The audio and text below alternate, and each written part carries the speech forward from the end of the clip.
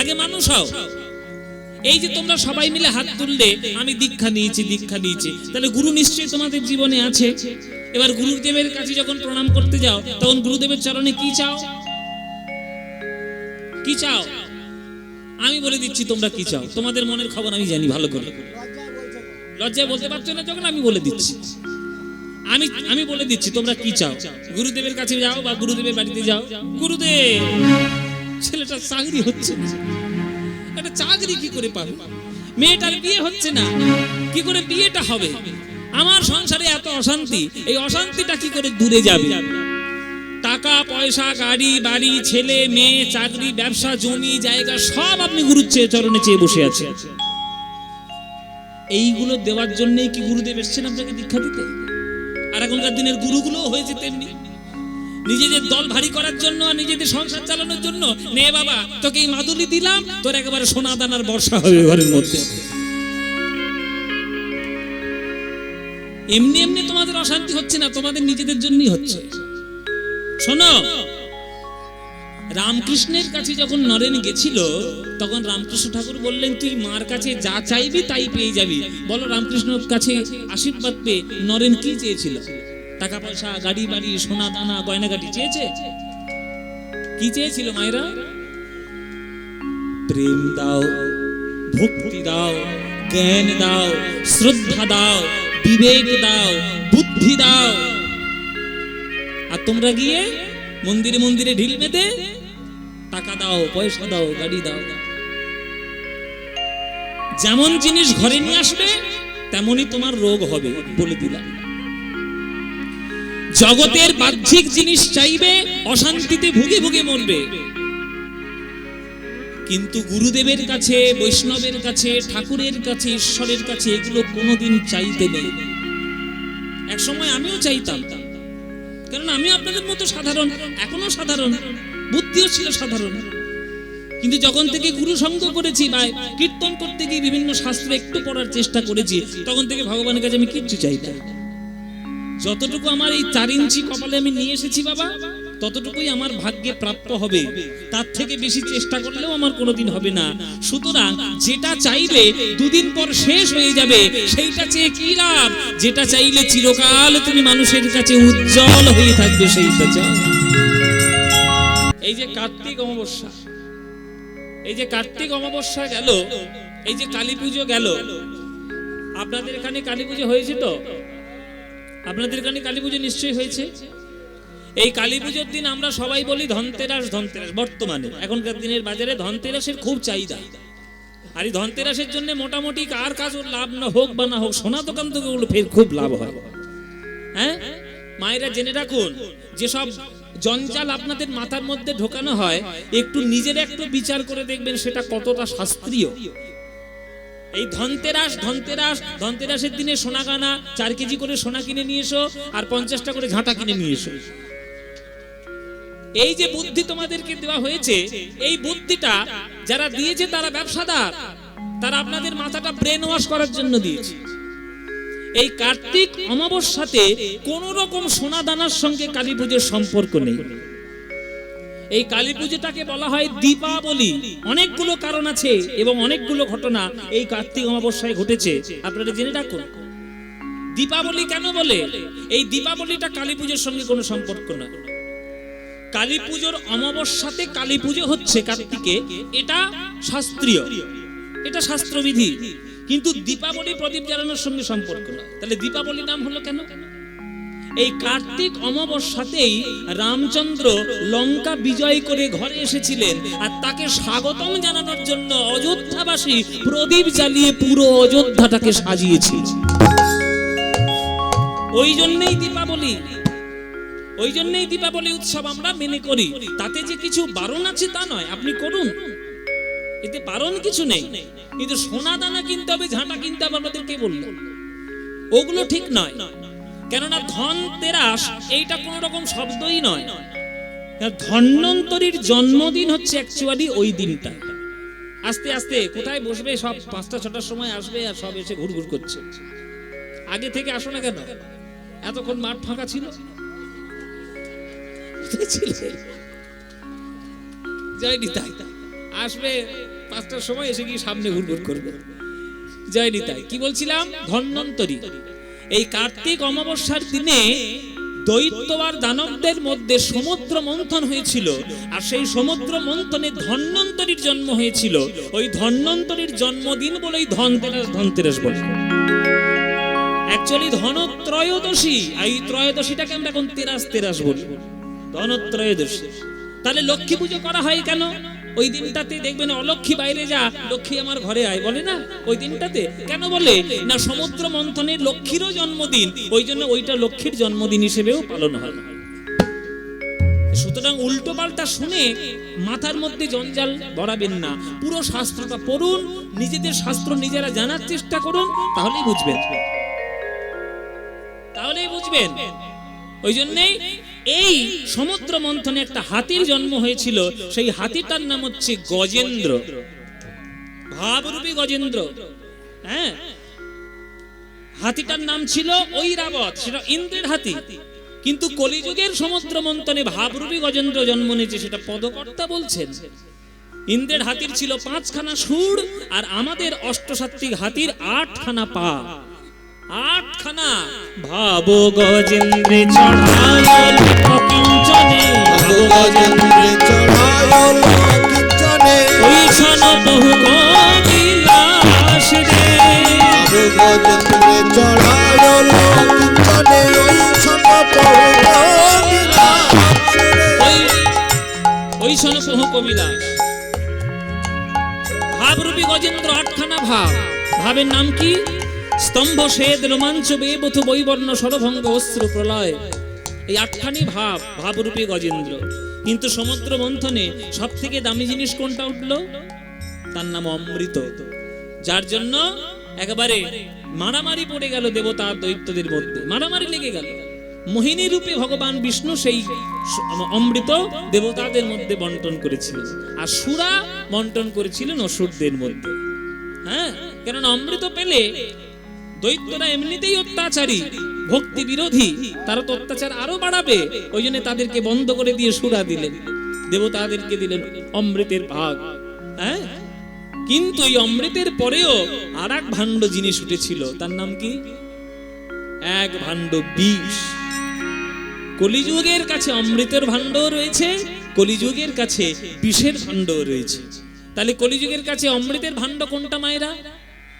কলিযুগের কাছে অমৃতের ভাণ্ড হচ্ছে এই হরিনাম, এই কৃষ্ণ নাম, এই মধুর প্রেমামৃত মাধুরী হলো আমার। বর্তমানে সকালবেলায় উঠবেন, খবরের কাগজ ধরবেন, দেখবেন একটাও শান্তির খবর পাবেন না, শুধু অশান্তির খবর পাবেন। সংসারে নানান ধরনের অশান্তির খবর পেপারে ছেপে ছেপে ভর্তি হয়ে যাচ্ছে, তবু সেই সংসার করার জন্য আমরা পাঁকে ডুবে মরছি, সেই সংসার ডুবেই আমরা পাঁকে ডুবে মরছি। কিন্তু সংসারের বিষের জ্বালা আপনাকে স্পর্শ করবে না। কখন? যখন শিবের চরিত্র আপনি অবলম্বন করবেন। শিব ঠাকুর এই যে সমুদ্র মন্থনের মধ্যে এই যে বিষের ভাণ্ড উঠেছিল, সেই বিষ পান করার ক্ষমতা কোনো দেবতাদের মধ্যে হয়নি। কে পান করেছিলেন মায়েরা? শিব ঠাকুর। এত তীব্র বিষ যে কণ্ঠ হয়ে গেল নীল, ওই জন্য তার নাম হলো নীলকণ্ঠ। কিন্তু বিষ পান করে শিব ঠাকুর কি মরে গেছিল? মরে যায়নি। কেন? না, যেহেতু সে দেবতা, বিষ পান করার আগে অমৃতের 1 ভাগ তার খাওয়া হয়ে গেছিল, পান করা হয়ে গেছিল। ওই জন্য অমৃত পান করা ছিল বলে বিষের জ্বালা তাকে স্পর্শ করেনি। আপনারা যে সংসার কালকূট বিষ পান করার চেষ্টা করছেন, আপনারা সংসার কালকূট বিষ পান করার আগে আপনারা গুরু চরণাশ্রয় করে, সৎ গুরুর চরণাশ্রিত হয়ে আপনারা যদি গৌরাঙ্গ আর কৃষ্ণ প্রেমামৃত মাধুরী পান করে নিন। তাই মায়েরা, সংসার করার আগে ভক্তির অমৃতের পথ আপনারা একটু অবলম্বন করুন, তারপরে দেখবেন ঠিক আপনারা সংসারকে উতরে দিতে পারবেন। সংসার আপনিও করেছেন, আর সংসার শ্রীবাস পণ্ডিত করেছে। আপনার সংসারটা শ্রেষ্ঠ না শ্রীবাস পণ্ডিতের সংসার শ্রেষ্ঠ? কি বাবা, কোনটা শ্রেষ্ঠ? আপনার সংসার না শ্রীবাসের সংসার? শ্রীবাসের সংসার। কেন? আপনি সংসারের মধ্যে কামনা বাসনাকে প্রাধান্য দিয়েছেন, আর শ্রীবাস পণ্ডিত সংসারের মধ্যে হরিনাম প্রেমামৃতকে প্রাধান্য দিয়েছেন। ওই জন্যই শ্রীবাস পণ্ডিতের সংসারের আঙিনায় গৌরাঙ্গ মহাপ্রভুর নৃত্য হয়েছে, আপনার অঙ্গিনায় গৌরাঙ্গ মহাপ্রভুর নৃত্য হয়নি। তাই সকাল সন্ধে সময় যখন পাবেন অমৃত পান করার চেষ্টা করুন, হৃদয় দিয়ে কামনা বাসনা বর্জিত করে হরিনামের কাছ থেকে কিছু পাবেন এই আশা করে হরিনামকে ডাকবেন না, আর হরিনাম করবেন না। নিঃস্বার্থভাবে হরিনামকে করবেন, দেখবেন যেটা আপনার পাওয়ার দরকার সেটাও আপনি পেয়ে গেছেন, যেটা আপনার পাওয়ারও কথা ছিল না আপনি সেটাও পেয়ে গেছেন। কৃষ্ণ গীতায় কি বলেছে? অনন্যশ্চিন্তন্তমাং যে জনা পর্যুপাসতে তেষাং নিত্যাভিযুক্তানাং যোগক্ষেম বহাম্যহম। অনন্য চিত্ত সহকারে যে আমার নাম ধ্যান ভজন সাধন করে তার যেটা প্রয়োজন সেটাও দেব, যেটা তার কখনো প্রয়োজনও নাই সেটাও আমি দেব। তাই আপনি কামনা বাসনা বর্জিত করে নিজের মন থেকে তবেই হরিনাম করুন, তবেই হরিনাম গ্রহণ করুন। তাই সকাল সন্ধে যখনই সময় পাবেন অমৃত গ্রহণ করুন, বিষ পান করার আগে অমৃত নেবেন। ভজ গৌরাঙ্গ কহ গৌরাঙ্গ লহ গৌরাঙ্গের নাম রে, ভজ গৌরাঙ্গ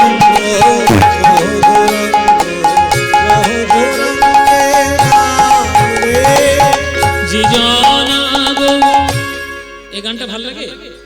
আমি তো আপনাদের না বলেই ধরে ফেললাম গানটা। এই গানটা ভালো লাগে। সত্যি বলছো মায়েরা? এখানে বাবাদের থেকে মায়েদের সংখ্যা বেশি অনেক। ও মায়েরা সত্যি বলছো? তাহলে যদি বলো তাহলে গাইবো, নইলে বন্ধ করে দেবো গানটা। গানটা গাইবো বাবা? ও মায়েরা গাইবো? এই ভজ গৌরাঙ্গ কহ গৌরাঙ্গ লহ গৌরাঙ্গের নাম রে, এ তো আমাদের বাঙালিদের প্রাণের গান, মনের গান। হ্যাঁ, যেখানে বাঙালিরা থাকবে সেখানে এই গান তারা গাইবে। এই গানটা, এই ভজ গৌরাঙ্গ, এই সন্ধ্যা সকালের অমৃত গান, এই গান তোমাদের যাদের ভাল লাগে না উলুধ্বনি দাও জোরে জোরে।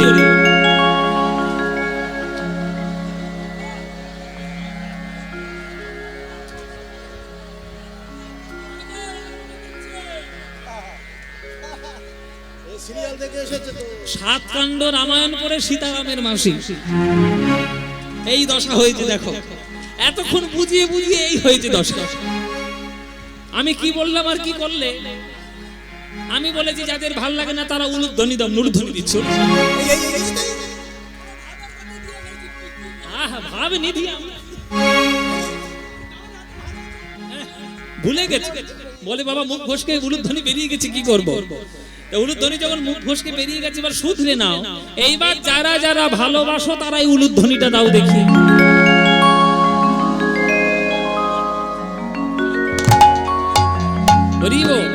তাহলে ভালো যখন বাসো, সন্ধ্যাবেলায় হাজার হাজার আজকে শ্রোতা ভক্ত আজকে সবাই আপনারা এসেছেন, সবাই মিলে এই সন্ধ্যাকালে, হ্যাঁ সন্ধ্যাকালটা একটা জীবনের তত্ত্বকাল।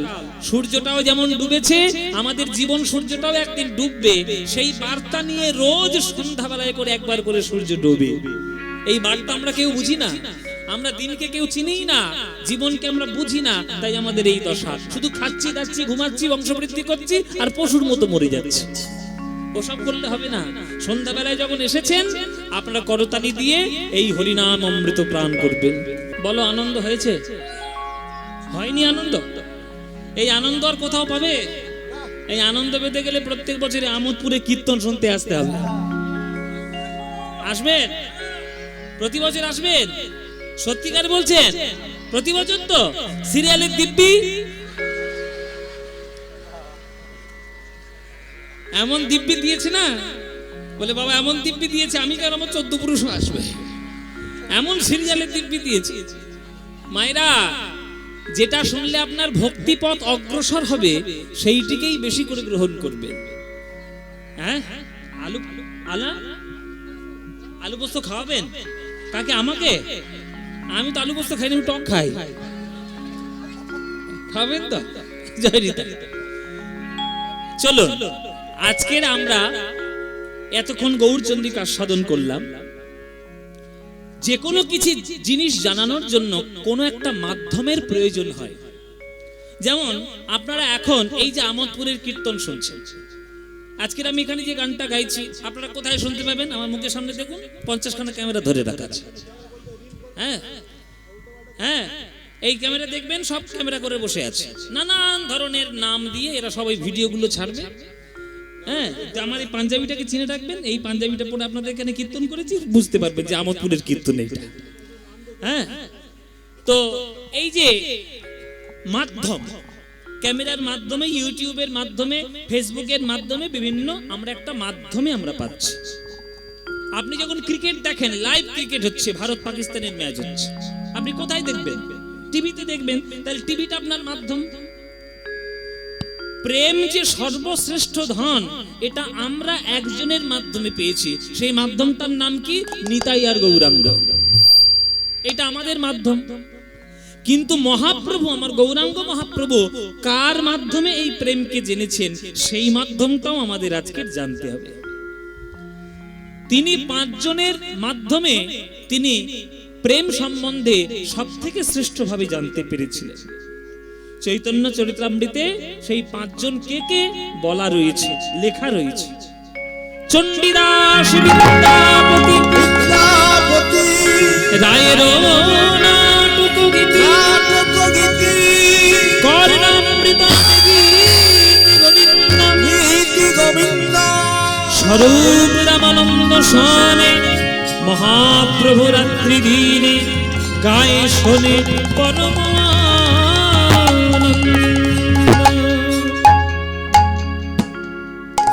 দেখুন, যাদের যাদের মাধ্যমে মহাপ্রভু প্রেম সম্বন্ধে উপলব্ধি করতে পেরেছেন, তাদের মধ্যে প্রথম একজনের নাম, তার বাড়ি আবার বীরভূমে। তার নাম কি? চণ্ডীদাস, নানুরের চণ্ডীদাস ঠাকুর। আরো চণ্ডীদাস আছে, সেটা নিয়ে এখন মহাপ্রভু কার কাছ থেকে পেয়েছেন সেটা নিয়ে নানান ধরনের সাহিত্যিক বিতর্ক রয়েছে। আমি সেই বিতর্কের মধ্যে যাচ্ছি। আমি বাঁকুড়ার ছাত্রার চণ্ডীদাসের কথাও বলবো, আবার বীরভূমের নানুরের চণ্ডীদাসের কথাও বলবো। চণ্ডীদাস নামক ব্যক্তির কাছ থেকে মহাপ্রভু প্রেম সম্বন্ধে জেনেছেন। তারপরে একজনের নাম এলো বিদ্যাপতি।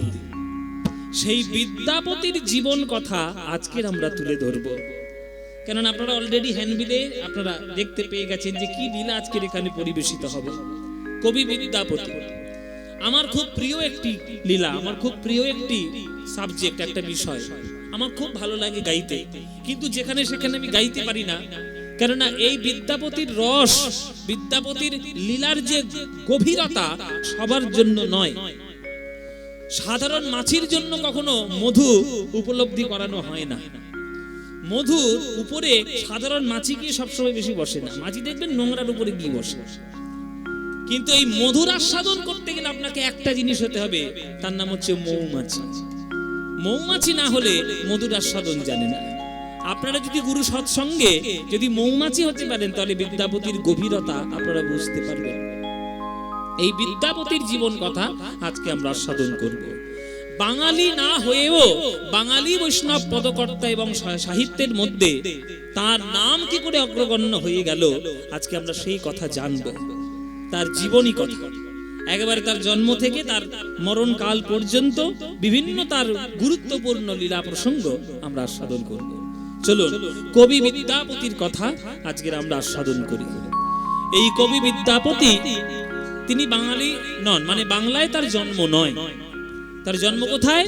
তার জন্ম হচ্ছে বাংলার পাশের রাজ্য, যেটা বর্তমানে 2 খণ্ডে ভাগ হয়েছে। একটা হচ্ছে ঝাড়খণ্ড, একটা হচ্ছে বিহার। কিন্তু আগেকার দিনে পুরোটাই বিহারের অঙ্গ ছিল, মানে অঙ্গ, কলিঙ্গ, বঙ্গ। কলিঙ্গ মানে হচ্ছে আমাদের উড়িষ্যা, আর অঙ্গ মানে বিহার প্রদেশ, এবং বঙ্গ মানে পুরো বাংলা। অঙ্গ, বঙ্গ, কলিঙ্গ। এই অঙ্গ বঙ্গ বা অঙ্গ মানে বিহার, এই বিহারের একেবারে উত্তর দিকে মানে নেপালের দিকে চলে যাবে। আমি আজকে এখানে নেপালেও গান শুনতে একজন এসছে আমার ঘর। হ্যাঁ, নেপাল থেকে এসছে। ওই নেপালের দিকে চলে গেলে বিহারের উত্তর অংশে একটা জায়গা পড়ে, সেই জায়গাটার নাম হচ্ছে মিথিলা। সেই মিথিলায় জন্মগ্রহণ করেছিলেন এই বিদ্যাপতি বিসফি নামক একটি গ্রামে।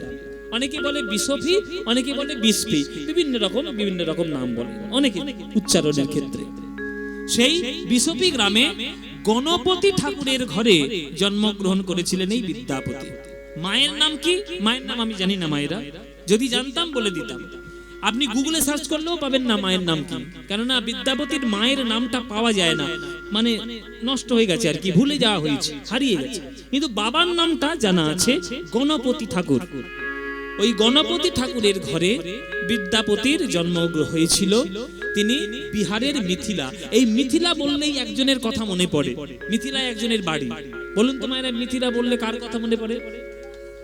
হ্যাঁ হ্যাঁ, মিথিলার রাজা জনক রাজা। আর এই জনক রাজার কন্যাকে সীতা মা, আর সীতা মায়ের বরকে রাজা রামচন্দ্র। মানে এক কথায় ধরতে গেলে রামচন্দ্রের শ্বশুর বাড়ি হচ্ছে মিথিলা, রামচন্দ্রের শ্বশুর বাড়ি। এইবার এই বিহারের পাশেই রয়েছে উত্তরপ্রদেশ, মানে অযোধ্যা। উত্তরপ্রদেশে চলে গেলে অযোধ্যা চলে গেল, তাহলে শ্বশুর বাড়ি হচ্ছে বিহারে, হ্যাঁ বিহারের মিথিলায়, আর নিজের বাড়ি হচ্ছে উত্তরপ্রদেশ অযোধ্যা। এই মিথিলাতে বিসভি গ্রামে জন্মগ্রহণ করলেন গণপতি ঠাকুরের ঘরে কবি বিদ্যাপতি। গ্রামে এক একজন মানুষ থাকে, যার দেখলে সমস্ত গ্রামের মানুষ শ্রদ্ধায় মাথা নিচু করে প্রণাম করে চলে যায়। দেখবেন কিছু কিছু গ্রামে কিছু কিছু এমন মানুষজন থাকে, তাদেরকে দেখে শ্রদ্ধা করে। আবার কিছু কিছু এমনও মানুষ থাকে, যার দিকে তাকালেই লোকের দিনটা খারাপ হয়ে যায়, সারা দিনটা নষ্ট হয়ে গেল, এরকমও কিছু লোক আছে। হ্যাঁ, তো সেই রকম গণপতি ঠাকুর হচ্ছেন এমন একজন সৎ ব্রাহ্মণ, যার দিকে তাকালেই গ্রামের মানুষরা সবাই শ্রদ্ধায় প্রণাম করে মাথা নিচু করে দূর থেকে সরে যেত। ভয় নয়, শ্রদ্ধায়। শ্রদ্ধাটা এমন একটা ভয় না যে ওই যমরাজের থেকেও বিরাট বড় ভয়, যমরাজের থেকেও বিরাট বড় ভয় শ্রদ্ধা।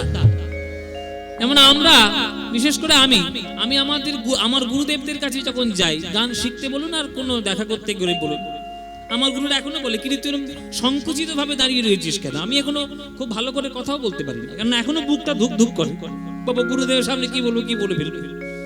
কেননা একটা শ্রদ্ধা আমার মনের মধ্যে তাদের প্রতি আছে। ওই জন্য কিছু মানুষের সেই রকম সম্মান রয়েছে গ্রামে।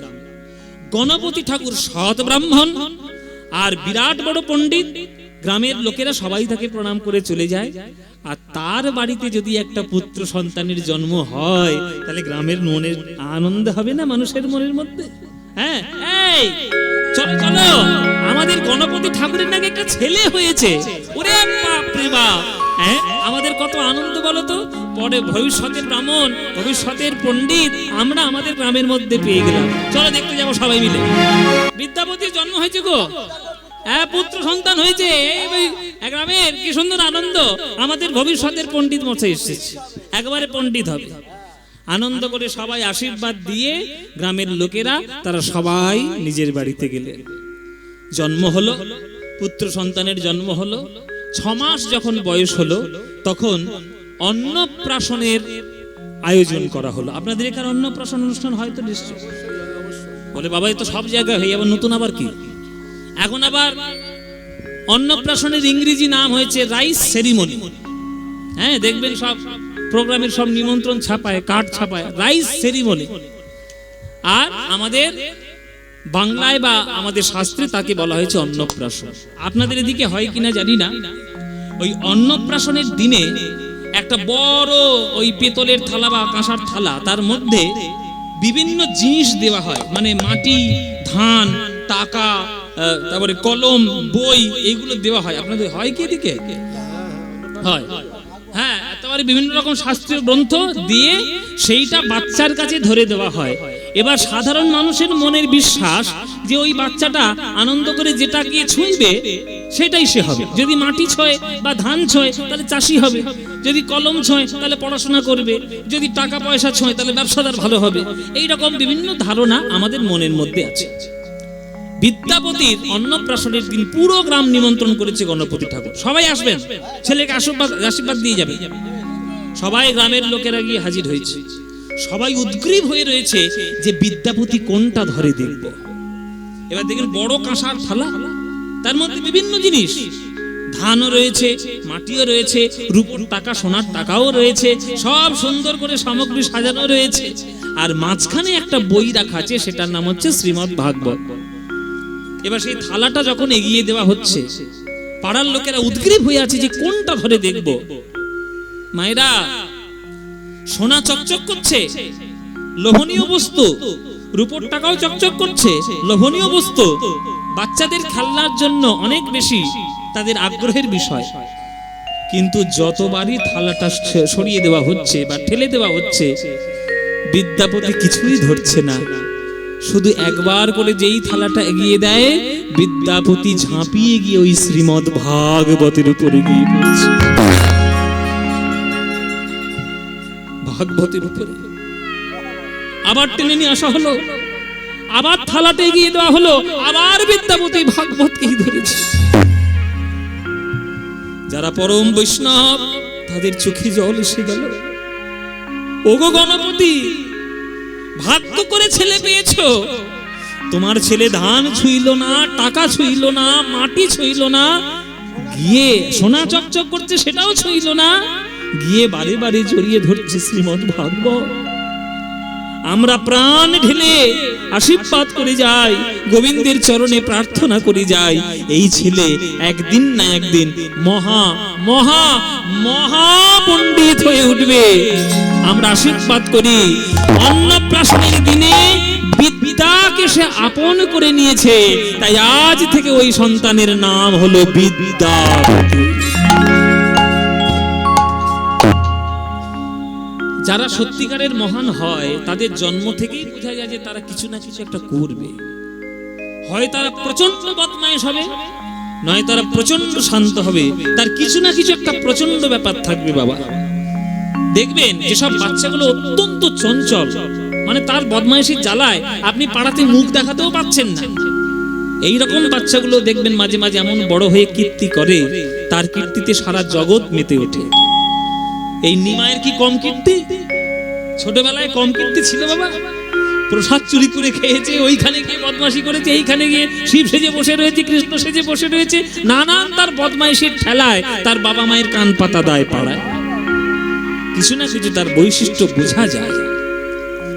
বিদ্যাপতি ধীরে ধীরে ধীরে ধীরে বড় হচ্ছে, ধীরে ধীরে বড় হয়ে 7 বছর বয়স তার যখন হলো, এই বিদ্যাপতির বংশে বা গণপতি ঠাকুরের বংশে কুলদেবতা বা কুলের ভগবান ছিলেন যিনি, তিনি হচ্ছেন দেবাদিদেব মহাদেব, পরম বৈষ্ণব মহাদেব। হ্যাঁ, এই পরম বৈষ্ণব মহাদেব তার কুল দেবতা বা তার কুলের ভগবান। প্রত্যেক দিন সকাল বেলায় এই গণপতি ঠাকুর গিয়ে তার বেল পাতা দিয়ে চন্দন দিয়ে যখন পুজো করতেন, বিদ্যাপতি গিয়ে বাবার কাছে কোলে বসে বসে দেখতেন যে কেমন করে পুজো করছে। 7 বছরের বিদ্যাপতি একদিন গিয়ে বলছে, বাবা এই যে কালো পাথরটার উপরে তুমি বারবার তেল দাও, জল দাও, চন্দন দাও, পাতা দাও, ফুল দাও, এই কালো পাথরটার উপর তুমি কেন দাও? তখন গণপতি ঠাকুর বলছে, খবরদার কখনো বলবি না কালো পাথর, এটা কোনো কালো পাথর নয়, এটা হচ্ছে আমাদের সংসারের ভগবান, আমাদের কুলের ভগবান, ইনি হলেন দেবাদিদেব মহাদেব। শোন বিদ্যাপতি, নদীদের মধ্যে যেমন গঙ্গা শ্রেষ্ঠ, দেবতাদের মধ্যে যেমন বিষ্ণু শ্রেষ্ঠ, তেমনি জগৎ মাঝে বিশ্ব ব্রহ্মাণ্ডে যত বৈষ্ণব রয়েছে, সকল বৈষ্ণবের মধ্যে শিব ঠাকুর হলেন শ্রেষ্ঠ। তাই আমরা বৈষ্ণবের পূজারী, আমরা শৈব তন্ত্রে বিশ্বাসী। এই শৈব তন্ত্রে আমরা ভগবানকে ডাকার চেষ্টা করি। তোমারও আরাধ্য দেবতা হলেন এই শিব ঠাকুর। বাবা বিদ্যাপতি, আমি তোমাকে আশীর্বাদ করলাম আর জীবনের একটি লক্ষ্য দিলাম, জীবনে বড় হয়ে অনেক পড়াশোনা করবে, অনেক বড় পণ্ডিত হবে, কিন্তু তোমার জীবনের মূল উদ্দেশ্য থাকবে যাতে জীবনে একটা দিনের জন্য অন্তত শিব ঠাকুরের করুণা যেন তুমি পেতে পারো, এইটা তোমার জীবনের লক্ষ্য বাবা। তাই বাবা, আমি শিব ঠাকুরের কৃপা পাবো, কেন পাবি না? নিশ্চয়ই পাবি। ডাকার মতো ডাকতে পারলে, হ্যাঁ, তাকে কে না পাবে, তাকে কিভাবেই না পাওয়া যাবে, ঠিক পাওয়া যাবে। তবে ডাকটা যেন ডাকার মতো হয়। ডাকটা ডাকার মতো না হলে কিন্তু হবে না। হ্যাঁ, ডাকার মধ্যে যদি ফাঁকিবাজি থেকে যায়, তাহলে সেই ডাকার মধ্যে কিন্তু ভগবান আসবে না। হ্যাঁ,